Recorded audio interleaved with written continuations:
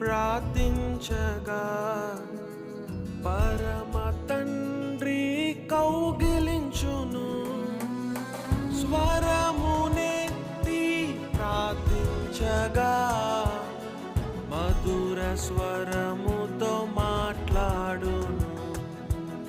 స్వరమునెత్తి ప్రార్థించగా మధుర స్వరముతో మాట్లాడును. ప్రార్థన యేసుని సందర్శన పరమ తండ్రితో సంభాషణ.